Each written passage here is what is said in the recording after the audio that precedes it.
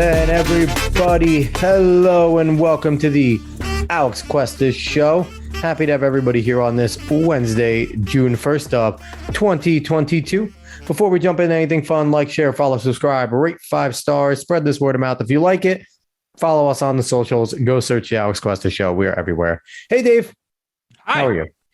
I'm pretty good, actually. I'm decently tired because this is one of the times I'm actually now getting home from work because I had to catch a shift, late night shift, but I'm not bad. We are recording later than normal, which is okay though. I'm a night owl, but David is getting home from work, so we're gonna put this together. We say we're gonna be quick. We're never quick. But for those keeping score at home, we apologize that there wasn't a show put out last week. For just so everyone knows, there was a show recorded. The show was about the Texas school shooting, which we will touch on again tonight quickly. But we did a show last week where David was his normal self, calm, kind of collected. I flew off the fucking handle. I was absolutely angry. I was a reactionary. And we got done with the show. We did it. I got all my points out, got my anger out, yelled, did not feel a single bit better about it or myself or anything that was done. And as I'm editing it, as I'm going to it, I'm just like, I can't put this out there. I can't put this out there. It wasn't about the fact that anything I or David said was wrong. There was nothing that we said necessarily wrong. What I found that was wrong was I was absolutely participating in the fucked up bullshit that we all complain about all the time, where there was a legitimate tragedy occurring and all we could think about was the politics of it. And all we could think about was to be angry about the politics of it. And it was wrong. It was reactionary, and I did not want to put that out. So we'll jump into that a little more. First things first, I do want to throw out, we don't really do the rest in peace things, but I want to do these today because 2 people passed away, one a few days ago and the other one just earlier today. David, what are you doing over there? I'm playing with things. You keep going. You're a weirdo. But so earlier this week, Ray Liotta passed away, 68 years old. Obviously remembered for Goodfellas, one of the greatest gangster movies of all time. And it was just sad to see him go. Ray Liotta was always a character as a human being, and he was an enjoyable person. Great movie. And then earlier today, we found that Marion Barber was found dead in his apartment at 38 years old. Now, if those that don't know Marion Barber, he was a running back for the Dallas Cowboys, an absolute bruiser of a running back. I'd say he was kind of Marshawn Lynch before Marshawn got his fame with just the way he ran the football. And it was, it's kind of sad. But those are 2 people I want to give shout outs to because they were, Ray Liotta, great for his acting. Marion Barber was a solid running back, guy that entertained me. So tragic. I don't know exactly what happened to Marion Barber, but just want to get those out there. Dave, you are absolutely messing with filters over there. What is your thought process? Number 1, number 2, what do you anything I have to say about our rips over here? I just never looked at these filters before, so I wanted to play around with them. I didn't even know. But also the 2, rest in peace to both Ray Liotta and Marion Barber. Ray Liotta, at least he's older. He wasn't that old. He wasn't that old, but he's older still. Yeah. That's still around a time where someone can die. And it's like, okay, it's going to happen. But Marion Barber, that is really saddening. All I know is that he was found dead in his apartment, I believe. Yeah. That's what I don't know what happened. We'll get more about it soon, no doubt. But yeah, both rest in peace to both of them. Yeah. It's just sad. And, and unfortunately, it's a segue into, again, talking about the Texas school shooting over in Uvalde, Texas, over at Robb Elementary School. What we do know, Salvador Ramos, 18 years old, went into the school with AK-15s, bought legally, 18 years old. You could buy those rifles in Texas. AR-15. Sorry, not AK-47, AR-15. AR-15s. Bought legally, went into the school, was apparently confronted by the resource officer, got past them. And somehow, Dave, there is a lot. The rage right now is coming from this part of the story. He somehow was in the school for up to 90 minutes. Police did not go in and re-engage. They held parents back from re-engaging as they created a line, and this guy was allowed to slaughter kids and teachers. And it's an unbelievably tragic event. And the unfortunate thing is now I think, it's interesting, Dave. In the beginning, the gun control debate was massive. And, I played my part in it. I didn't put the show out, but I did. Now that we have found out about what the police did and how they reacted, I feel like there's still the gun control debate going on, but there's a little more of a connection between both sides going, what the fuck were these cops doing? And we need to find out what they did there. So, Dave, your thoughts on the shooting, reactions, and what the hell was going on with those cops? It's a tragedy. And now knowing more, it's a tragedy that I don't know if exactly could have been prevented. But I mean, in hindsight's 2020 with some of the things that came out about this kid. Maybe it could have been prevented, but it seems like a lot less destruction could have happened with some of the things coming out with how the police handled the situation. I'm still going to wait for more information to come out because right now, apparently Uvalde is at least the police force has decided to stop sharing things. So there's a lot of weird stuff going on over there. And I don't want to speak too much on it. Like you said, and I kind of warned you even during the show. You did. That you don't really want to get too emotional about these things. Listen, it is a tragedy. I do feel for those families. But if you were to ask me before the shooting happened, I wouldn't even know these people existed.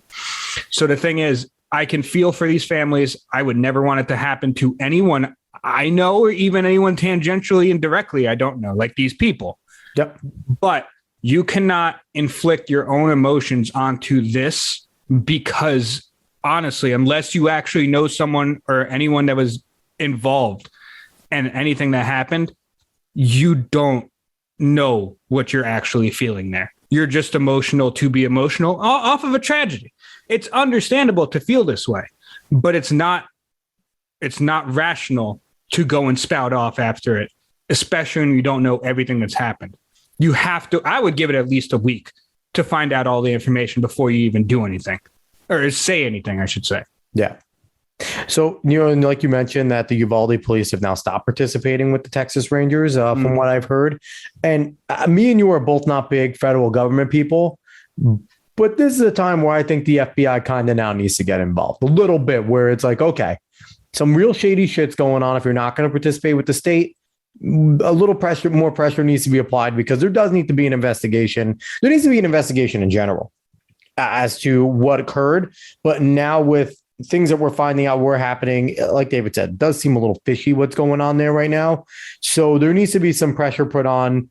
And, like you said, for these families to find out, because there is some closure there.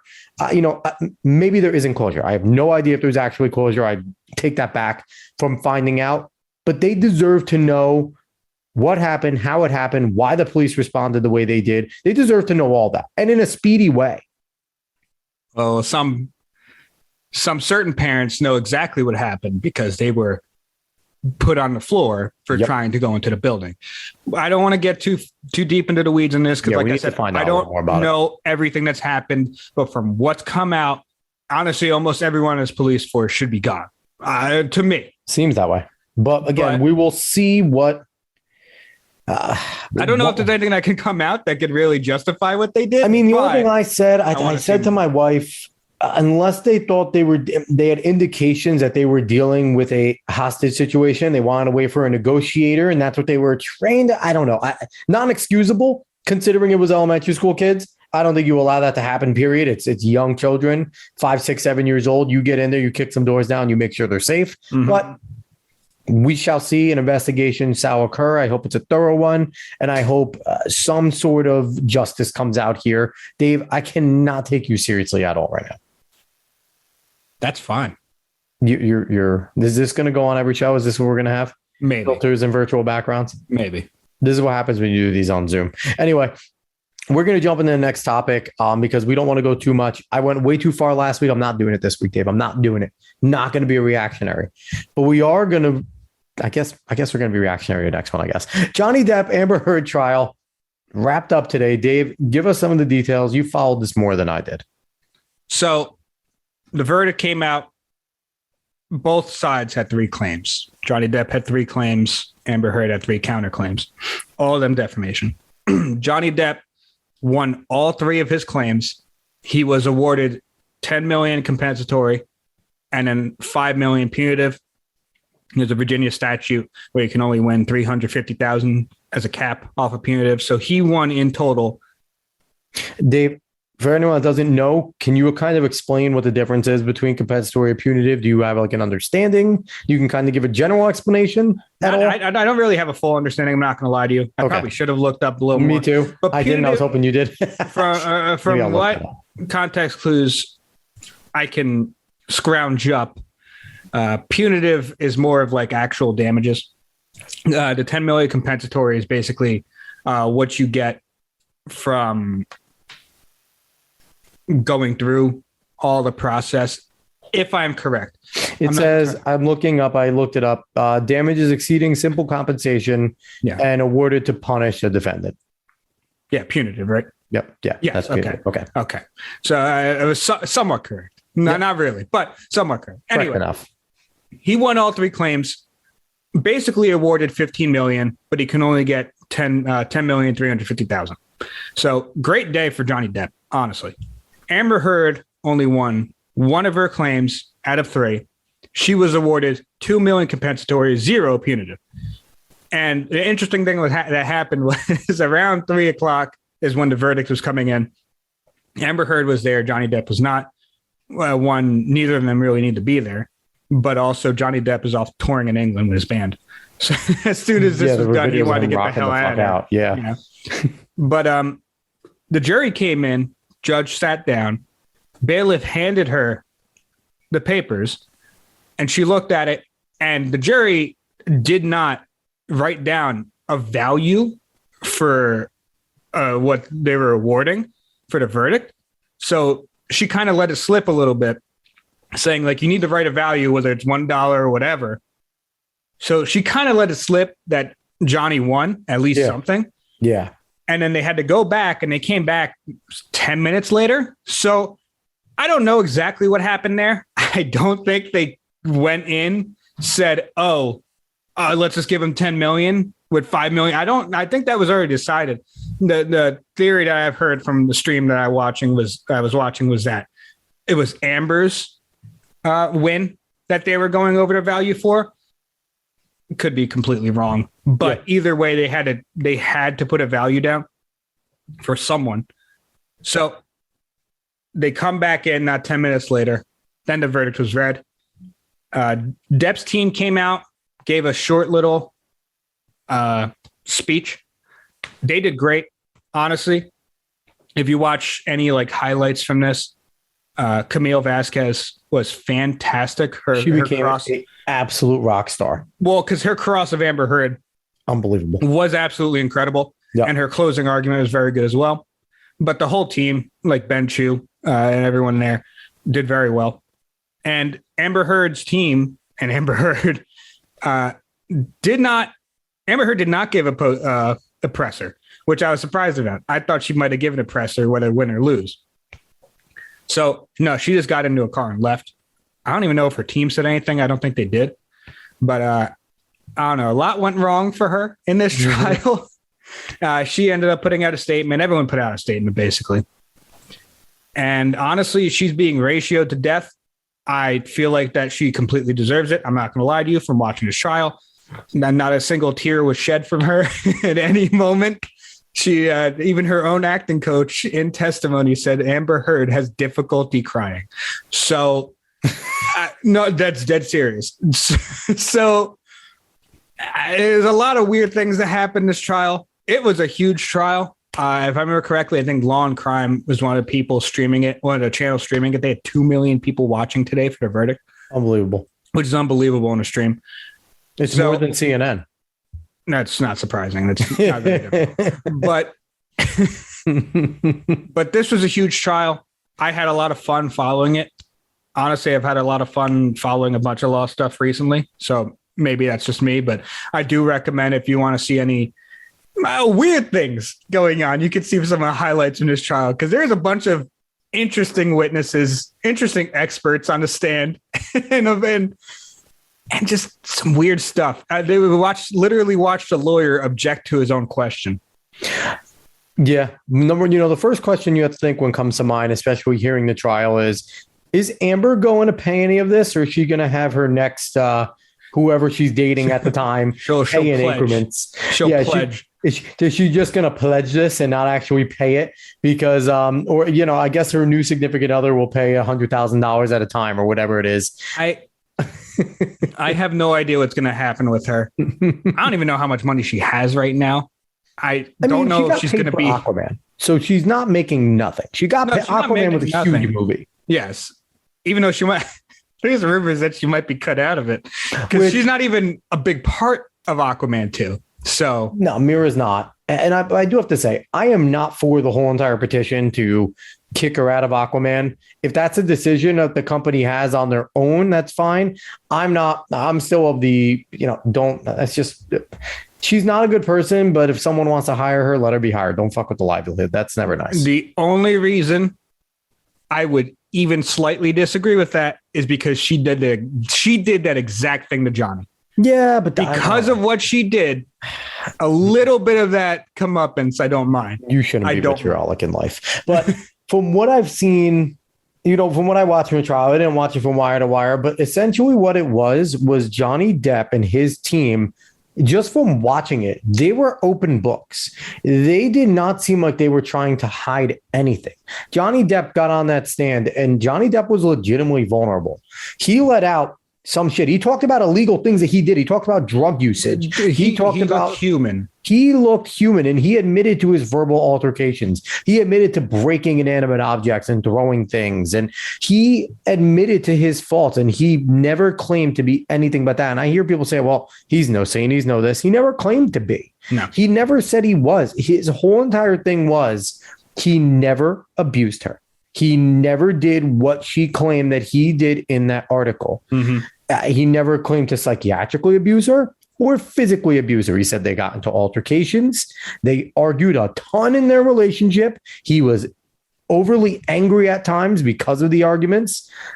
And I have to say, his team did a great job making him the victim. He is the victim in everybody but Amber Heard's eyes. They did a really good, and I do say this. We look down on Amber Heard's team, and they did have a lot of screw ups. I don't think they had a lot to work with, Dave. I think Amber Heard might be a shithead that we all think what I was going to say. Johnny Depp's team did a great job. Fantastic job, really. Yeah. But the thing is that Amber Heard herself basically did everything she could to make herself look awful. Because on the stand, she looked terrible. Like we're saying that Depp looked human, Amber Heard basically went up there and was saying that everyone was lying but Amber Heard. And that's just not a thing that happens. And she also looked like what you would imagine that typical prima donna celebrity bitch would look like taking the stand in something like that. She looked like that. She looked like that typical holier than thou. I'm actually above you. I'm actually above this. Just give me my way. Like she had that snooty attitude to her.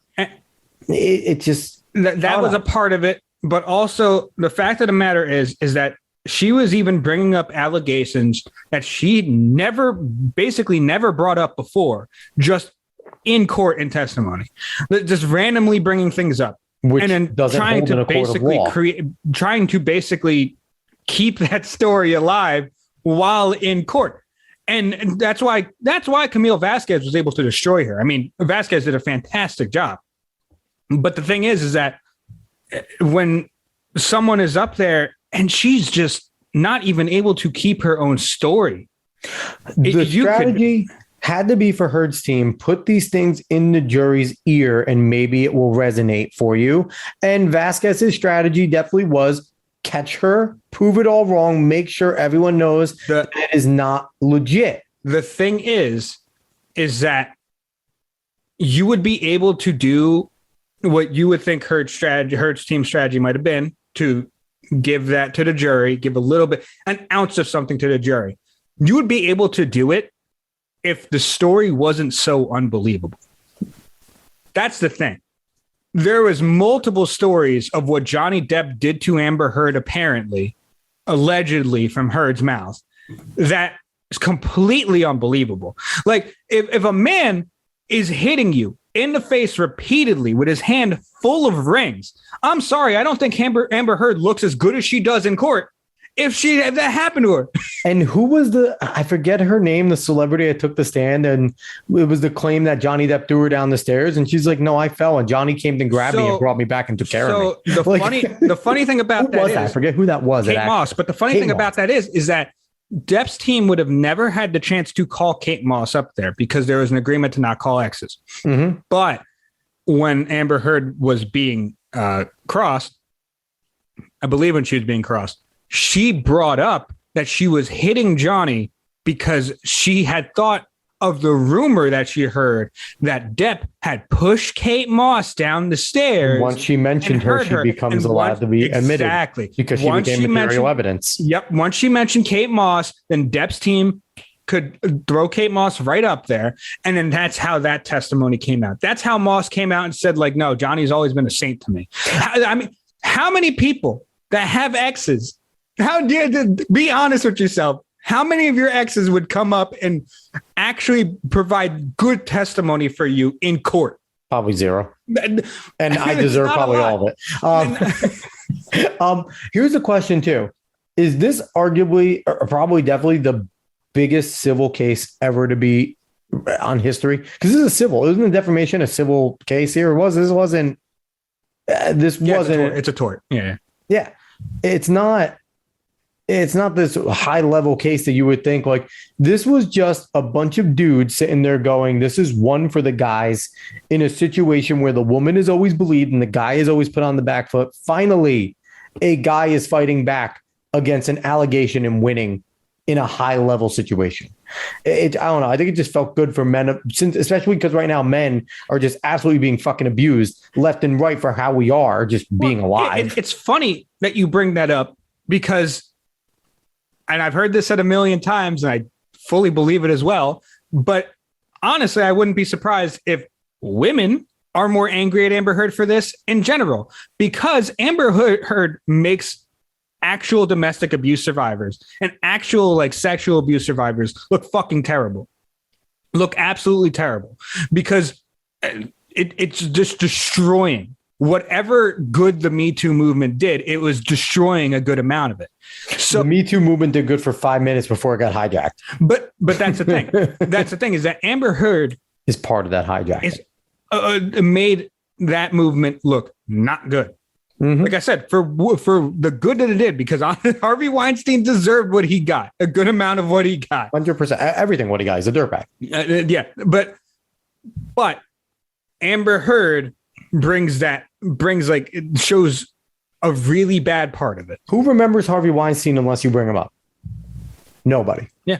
Honestly, unless you bring him up, nobody remembers that it even happened.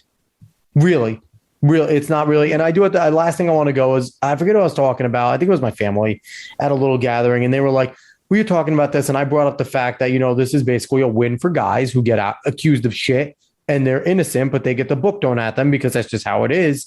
And someone said, it's a win, but definitely guys hit women more than men. I'm like, no, they don't. I'm like, no, it's not true. Men don't report it. Men don't report it because you're a pussy if you report it. Period. Men don't report domestics. If they get smacked by their angry significant other, they don't report it, because if they did, the cop would show up and be like, are you serious, dude? Mm-hmm. Your girl smacked you and you're calling us? Like, they would get made fun of by the cop. So I am 100%. I don't have statistics to back this up because they wouldn't exist, but I 100% believe it is a significant amount higher that women hit men more than men hit women, because most men don't want to go to jail. And most men know if they start beating the shit out of their girl, there's a good chance they end up going to jail. I'm putting that. I think women hit men at a far higher level. And the thing is that we talked about this in the long form. Well, one of our other episodes, because I wanted to. Mm-hmm. And it's the same thing I said then, but no matter the gender or sex you are, if someone is like Amber Heard, that not only physically, because she did physically hurt Johnny Depp. She did. But she mentally hurt Johnny Depp. And women are so much better I would at say, that than guys. I would say she mentally hurt him worse than she physically hurt him. So, yeah, she ended up like kind of cutting part of his finger off by throwing a bottle at him and other things. But the mental anguish that she seemed to have put Johnny Depp through seems to have been more than the physical anguish that she did. And if you're ever at a point in a relationship where you think that someone is playing on your mental like that, that's how you know to run. There's a ton of Amber Heards out there, whether women or men. So you got to get the hell out of there if you ever find out that one of them's like that, especially if it's like, oh, everyone I know is a liar but me. Yeah, get out of there. Get out of there, man. People love control, and when they can get it, sometimes it goes to their fucking heads, or it's what they aim for. Anyway, we're going to jump into sports. Before we jump into NBA stuff, I just want to bring breaking news. Aaron Rodgers and Tom Brady have won the match against Patrick Mahomes and Josh Allen. And it is in typical fashion. Aaron Rodgers hits a birdie on the final hole to win it. So that's pretty cool. I like the match, Dave. I didn't watch it this time around, but I do like it. I like the concept of it. You bring celebrities that are pretty damn good at golf, or even former golfers, and just put them in one match against each other. It pulls in the non-golf fans, especially with this one, or even the casual golf fans, because it's Tom Brady, Aaron Rodgers, it's Josh Allen, Patty Mahomes, it's old school, new school. It's pretty cool. And the fact that it came down to a birdie to win it, you can't script that in golf, especially with amateurs, because they're not that good. So that's kind of a... This is the one sporting event I'm going to say is rigged. Oh, it's just rigged? They have the little... This one's rigged. They have fake balls. There's a Buffalo Wild Wings person that hit a button in order for the birdie to happen. Maybe. But we're going to jump into the actual sports topic here. Quickly, the NBA Finals, they are upon us. The Golden State Warriors are back in the finals after a two-year hiatus. They are now in 6 of the last 8 finals, which is a ridiculous number, Dave. And I think people forgot about the dynasty that the Golden State Warriors were. We were getting Warriors fatigue for a while, and then they took some time off with injuries, basically. And now that they're healthy with a few new pieces, minus Kevin Durant, they're back. So it's a testament to them. And then the upstart Boston Celtics are there. Jason Tatum, Jaylen Brown, Defensive Player of the Year, Marcus Smart. Dave, there's going to be a hell of a series, and I absolutely hate one of the teams. And I don't want them. I want them to get swept 100-0 every single game. It's not going to happen, but I hate the Celtics, and I hate their success, and I don't want them to win anything. I'm absolutely biased considering I actually like the Warriors on the other side. I'm a Brooklyn Nets fan, but you would know, you've been my brother forever. You haven't wanted to be, but you are. But I have been a Warriors fan as my secondary team. I think since you've been alive, I have liked them for a really long time. I want the Warriors to beat the shit out of them. There's no other way to put it. But I think it's going to be really good finals. Boston, the refs are told that Boston plays good defense, so they don't call hand checks against them.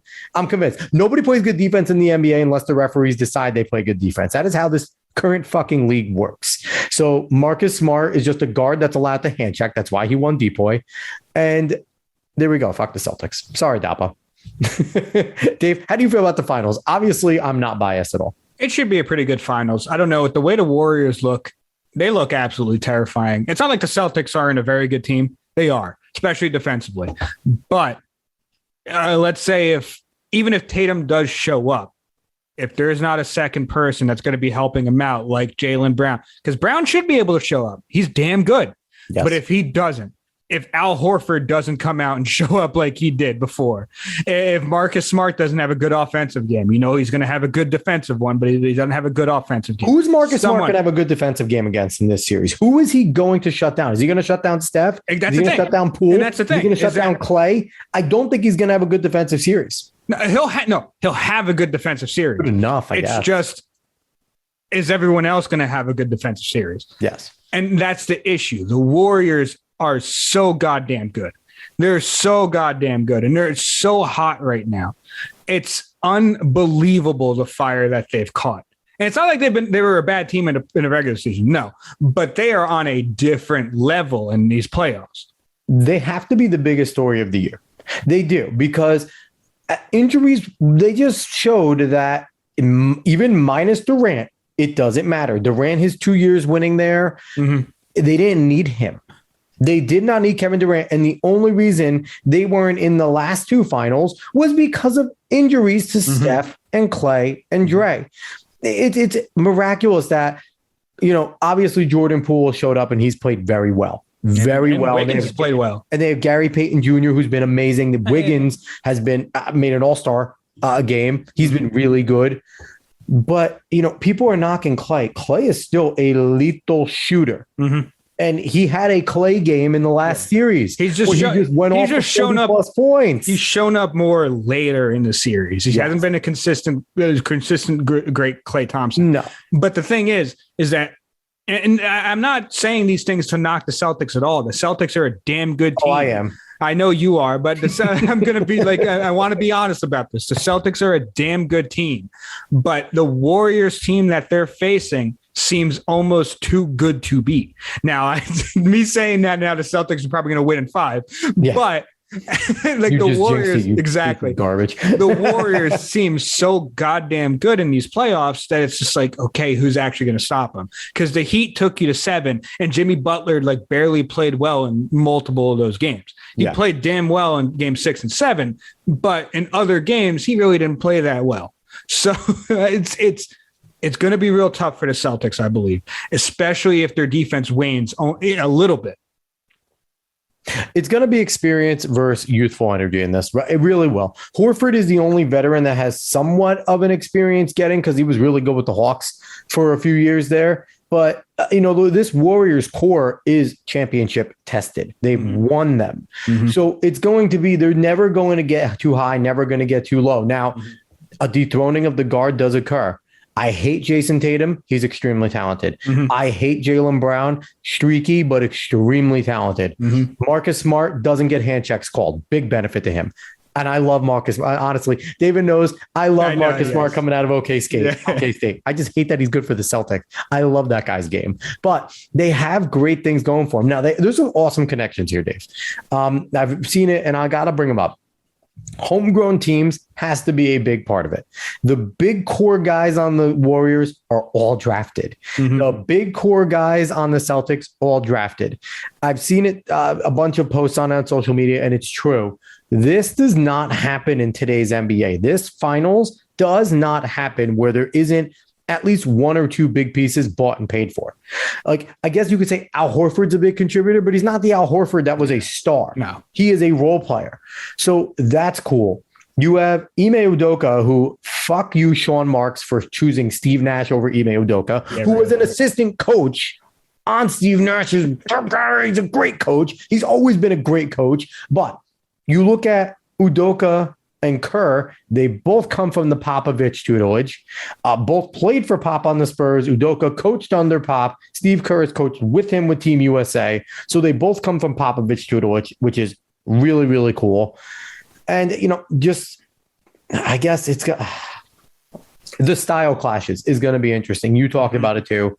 It's a typical Boston good defensive team, long. That's what's going to win this for them, if anything, is their length. Can they stop Steph?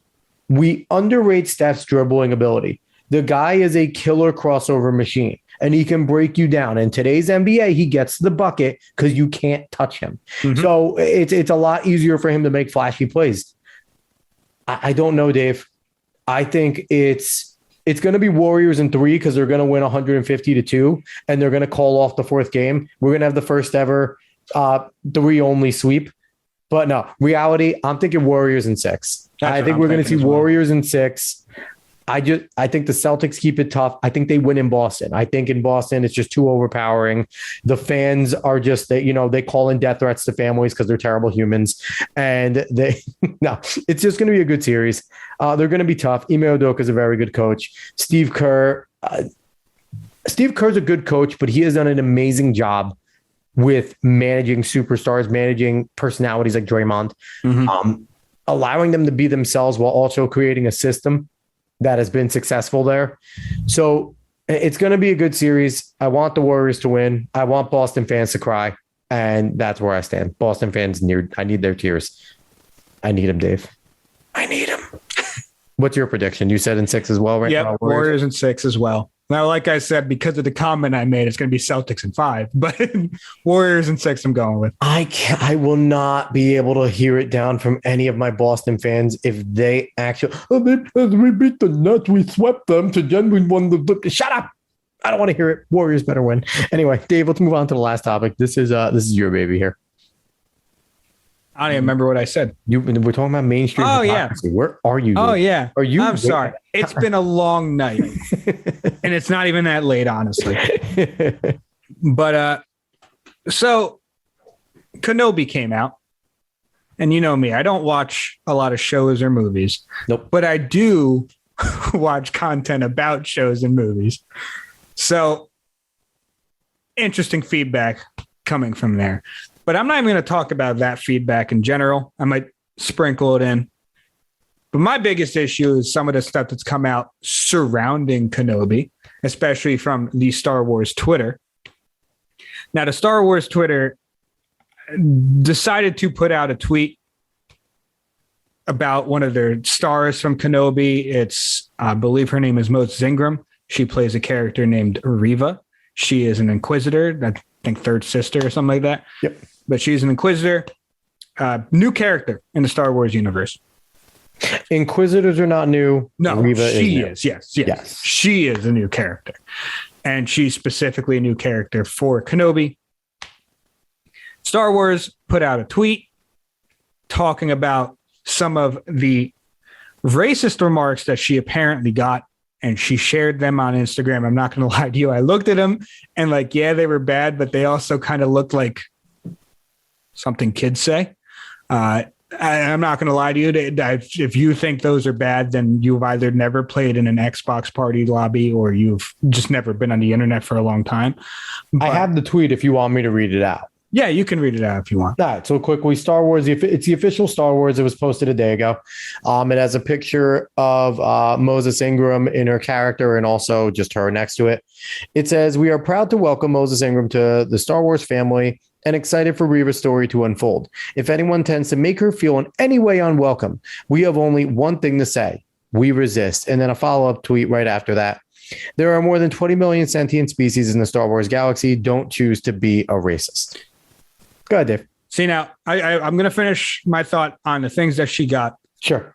Yet again, and this is someone that everyone says to preface it. I'm probably going to stop doing this warning / preface on what I say. But, yeah, no one should be getting these messages.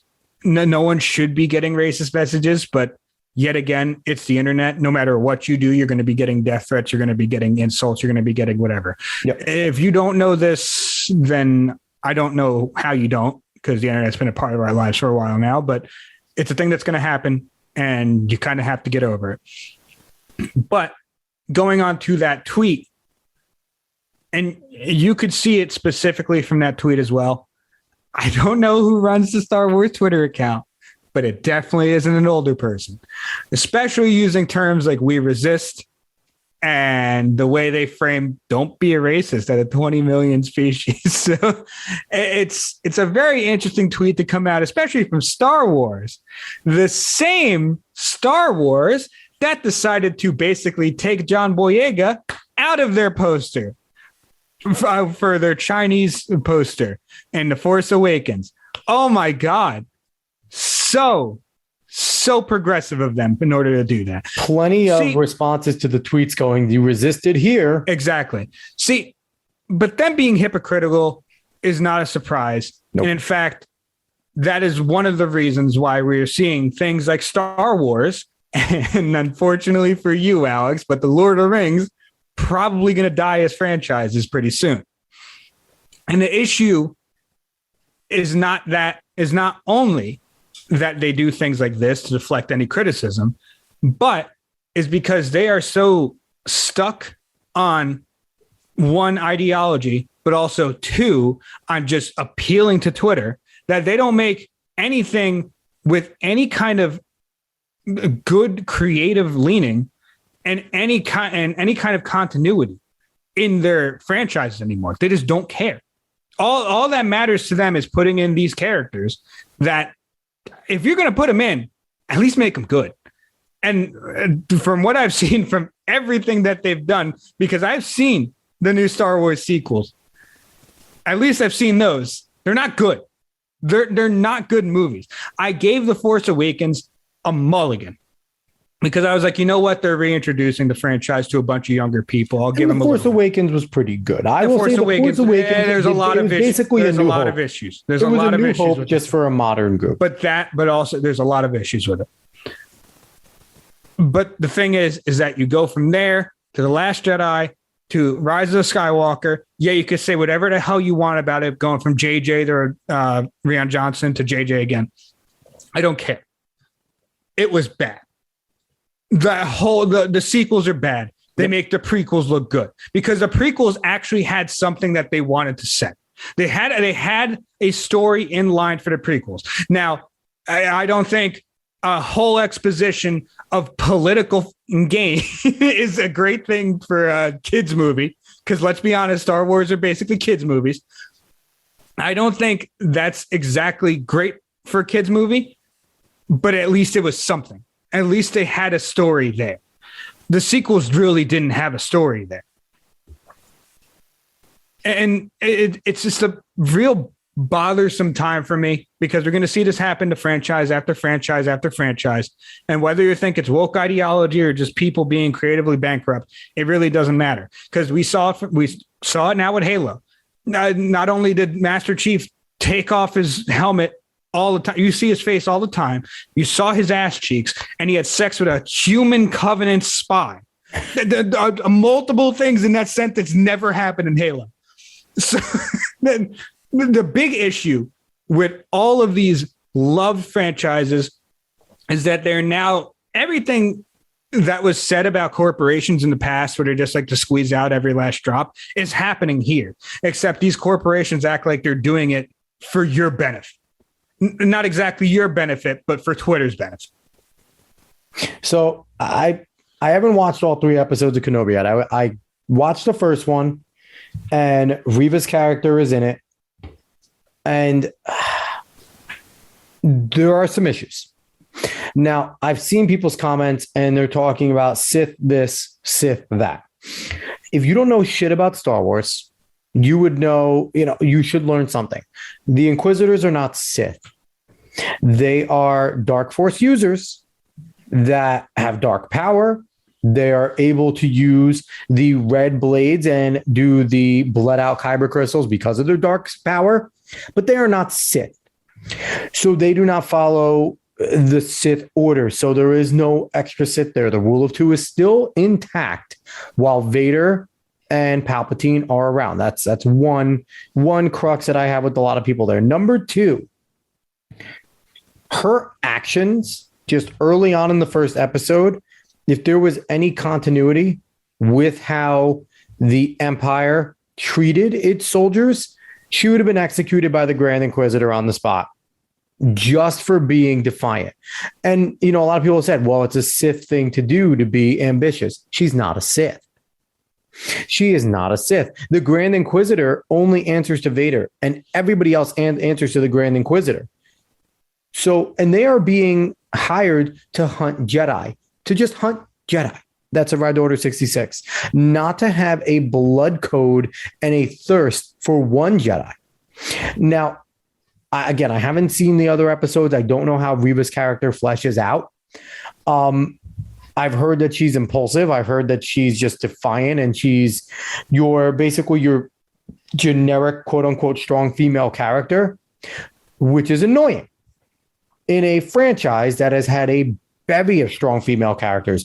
Arguably their biggest character currently, and one of the shows that everyone universally is looking forward to, even if you're a new fan after The Mandalorian or an old fan that watched Clone Wars, Rebels, etc. We're getting a fucking Ahsoka show. And Ahsoka Tano is arguably one of the strongest Force users in the whole entire galaxy. And she's a Force neutral now, which we've never seen a story of. Played by a fantastic actress in Rosario Dawson. So it's annoying when they feel the need to do these things, Dave. And I've always had a problem when they feel the need to make strong women that don't actually exist in these situations. Like I've always been mad at the remakes of the classic Disney movies have been basically bad in general. But the Aladdin one pissed me off for the most part. They gave Jasmine a song about being defiant when already she was a strong female character. You don't have to give me a fucking song about how you feel to prove that you are bucking ancient code by saying, fuck you, dad. I'm not marrying who you want to marry, even though I legally have to. And people have been murdered in the past, according to Middle Eastern lore, by this shit. She is already extremely strong. She denies rich shooter after rich shooter after rich shooter. But what do? They have to give her a song saying that she's defiant and she won't go silent. Motherfucker, she didn't go silent in the cartoons. Like it is this annoying culture that we have to try and shove shit down your face. There is no more subtlety, which is sad because Jon Favreau and David Filoni, who have kind of taken over the whole Star Wars universe from George Lucas, have generally done an amazing job. The Book of Boba Fett was really good. The Mandalorian was really good. I feel like Kenobi can be very good. I think they really need to flesh out Reva's character. If they just want to come and bring her in strong or whatever, they need to do one of two things. I need to watch more. Apparently, the third episode has a nice, a nice cliffhanger, and Kenobi's getting really good. I need to catch up. But if you bring in a character like this, that's essentially a stale trope. That is a bad thing. But stale tropes can be fixed. They can be fixed. She is a dark side user. She's an inquisitor. She's there to hunt Jedi. The bloodlust, she hints at something happening. Obviously, they say she's after Kenobi. We've been hunting him for 10 years. Fine. They're going to give us that backstory with her, obviously. Let's see what they do. Either kill her or give her a body to her story. Those are the only two options. And if they don't do that, then they will fail and they will make one of the most anticipated shows in the Star Wars universe one of the worst. Where the shows have been fucking hits. Outside the movies, these shows have been amazing. Two things. Go. One, when you only have 6 episodes, it's going to be kind of hard to flesh out a character well. Number 2, what's the name of the show? That I don't care about. You should. I don't. The main character is Obi-Wan Kenobi. Yeah. Everyone is here for Ewan McGregor and Obi-Wan Kenobi. I understand you might want to input a new character, but she really shouldn't matter anywhere near as much as Kenobi does. She shouldn't, in a way, but the thing that you need to realize is all these shows are intertwined. So if you're setting up Reva's character for a later show as an Inquisitor, because you're bringing in Ahsoka Tano, you're bringing in Jedi stories, you're doing all this stuff. If you're going to make her a bigger Inquisitor, then maybe you want to use the chance of Kenobi, who is in hiding, to kind of highlight a little more, because there's, in their defense, I'm not saying Reva's a good character. She's not a good character currently. In their defense, there's only so much you could do with a hiding Obi-Wan Kenobi who refuses to be a Jedi. That's his whole entire story here. He's not a real Jedi. He just refuses to be one. It's part of the issue of making the whole Kenobi show in the first place. They had a very good book with this. Yes, but how much does it exactly translate to a show that you're trying to make? You're trying to make it an action type of show. You're trying to do it because that's the only way they're going to bring people into it. Unless you're a complete Star Wars nerd who wants to sit and watch Kenobi kind of contemplate life, you're going to want to see action. So that's the thing. That's part of why Reva's in there. That's part of why so much of this is happening. So is there a complaint about them bringing up Leia constantly? I've seen the complaints about Reva. Leia was in the first episode as much as Kenobi. Yes, there is a complaint about Leia. Okay. I've heard many complaints about because Leia was in it just as much. I've heard many complaints about Leia. And there's no fucking young Luke. You see him from afar in the first episode, but they talk a ton about Leia. I've heard a ton of complaints about Leia as well. I had to watch the next 2 episodes. So I'm not, like I said, I haven't watched it. I don't watch a lot of things in general. So I'm not going to go crazy on it. Mm-hmm. It's just, to me, and especially one of the reasons why I don't watch a ton of things is because, like I've said before, I've kind of become a dickhead about these things. And if I know I'm not going to like it, I'm not going to try to like it. You've certainly become a crone. 100%. I'm not going to try to watch something and say, oh, it's not bad if I think it's actually bad. I'm not going to sit there and give it a chance. I'm not going to sit there and say one of the things I hate the most, and I've done it before as well, but one of the things I hate the most is when someone says, oh, well, episode 1's not great, but you got to get past it. It gets really good. And it's, to me, your pilot episode, that's the episode that drags you in, baby. If it doesn't do that, why should I give the show more time? Why should I give your product more watch time just because you have a name attached to it? No, that's not how I want to roll with things. If you don't grab me, if I don't like it, then there's no reason for me to watch it. And I'm not going to hate you for it. I don't care. If you like the product, you like the product. But for me, I'm not going to sit here and act like I like something or act like something's decent if I don't think it is. I'll say this. If you're a Star Wars fan and you're expecting Kenobi to be big action packed, you're a moron. If you're a Star Wars fan and you're expecting this version of Kenobi, who is sitting in the desert fucking planet of Tatooine, just watching Luke grow, and they're going to actually make this an action packed thing, you're an idiot. Number one, if you didn't expect this to just be a stepping stone and a setup for the rest of the world that obviously Marvel and Disney are, not Marvel, Star Wars and Disney are trying to build, which they have a ton of shows announced on top of this. If you're not sitting there thinking that this is the purpose of it, then you're a moron. That there is no more to this.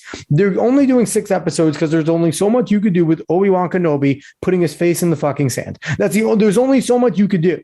They already hinted that we're going to get a Vader hint coming in with Hayden Christensen revamping his Darth Vader. Cool. Great. He should. There's Inquisitors involved. He runs the Inquisitors. Obviously, if there's, Jedi presence there and they can't figure it out, he should come check on the shit. He was a former Jedi. That's probably how it's going to go. But if you're expecting action-packed out of him watching Luke figure out what his dick's for, that's essentially what he's there to do, then you're a moron. Like, there's only so much more. Like, they're going to hype this up and they're going to be side stories. There's no other way to go about doing it. So now, can we fault them for having bad side stories? Yes. Can we fault them for putting out stupid fucking statements when somebody was a shitty character, gets told she's a shitty character, and there's some fucked up people that say fucked up shit? Yeah. You don't have to put out a statement like that. Not to put out a statement. Just say, hey, people, she's a character. She's a human. Leave her the fuck alone. Star Wars stands by her. Done. But like you said, it's the wording of it. Dave, what do you expect? Are you surprised? Are you surprised? No, I'm not surprised at all. No, I'm not surprised at all. And that they wouldn't defend Gina Carano when she got that. Yeah, exactly. No, I just find it funny because we all knew how they actually prepared for this. They put out a statement before Kenobi came out saying, oh, they warned her about racists in the audience. When the thing is I'm going to tell you right now, and you know it, but the people that have actually read about what happens with Kenobi during this time probably all don't like her character. It's the people that you just called morons that don't know this story, that expect some action because they've only watched the movies, are the ones that are going to be not going to understand why people don't like this character. It's their fault for not doing their homework. But that's the thing. Is it really and let's be honest here, it's a bunch of normies to the fandom. It is. But I'll say this. Mandalorian, Book of Boba Fett was not made for normies. None of those were made for normies. They appealed to them because they were good. The Mandalorian's a space western, so it's fucking great. And the Book of Boba Fett is, Boba Fett's a big character. And if you watch the old movies, but the way they were made for Star Wars fans. Jon Favreau is a Star Wars fan. David Filoni is a Star Wars fan. They made the Clone Wars and Rebels. David Filoni was behind both of those. They made those for Star Wars fans. Clone Wars was more for kids as well. But they have had a history with these shows of not making these shows for the casual, which I think we're going to see in this too as well. And I'm not defending that statement, but I am defending the show. Reva's not a good character right now, and she might never be a good character. But there's been a history of good characters. She's not going to be worse than Jar Jar Binks. I will tell you that right now. She's not going to be worse than Jar Jar Binks. You mean the secret Sith Lord Jar Jar Binks? He is. But she's also not going to be worse than Rey and Finn figuring out how to use lightsabers in the fucking first sequel movie in 13 minutes. Like, she can't possibly work. She's a trained Inquisitor. She has the power of the dark side behind her. Hatred fuels her. Is it surprising she's irrational and fucking crazy? No. Is it annoying? Absolutely. Is it a bad trope and a bad character at this point? Yes. Is that statement dumb? It's Disney. They're woke Disney. They have I guarantee Mickey Mouse is non-binary right now and Minnie's actually trans. We don't even fucking know, but it's not surprising. I'm not defending it. I'm defending Star Wars because I'm a Star Wars fucking nerd, but I am not defending Disney. And I'm not defending a bad character. Up to this point, Star Wars shows have been great. And I recommend Mandalorian and Book of Boba Fett to everybody because it's fantastic. Don't worry. I'll go down this road because Netflix is going to make a BioShock film. So I'll go down the full trash road at everyone else because they want to take every franchise and make it as dog shit as possible. So do you is the Big Daddy going to be cis or is he going to be non-binary? Is it going to be a big mama? Is it going to be Big Mama? There is a big sister in BioShock 2. No, Big Mama, not Big Daddy. It has to be Big Mama. It can't be a sister. Sister subsidiary to Daddy. The thing is that I know damn well if it's not a prequel to whatever happens and what happens in Rapture during BioShock 1, if it's not a prequel to that, and they somehow try to make it based off the game itself, they are even before it, even with a prequel, they are going to change up characters. They're going to make fucking Tenenbaum somehow not of her actual ethnic origin, even though it's completely meant to be. There's only one Bridget Tenenbaum. There's only one Sander Cohen. I'm expecting this very much. Plot twist. They do Infinite just so they can have the Founding Fathers get blown up. Boom. Wokies win. Anyway. No, they won't do Infinite. They're definitely going to do City Under the Sea. They're going to do Rapture.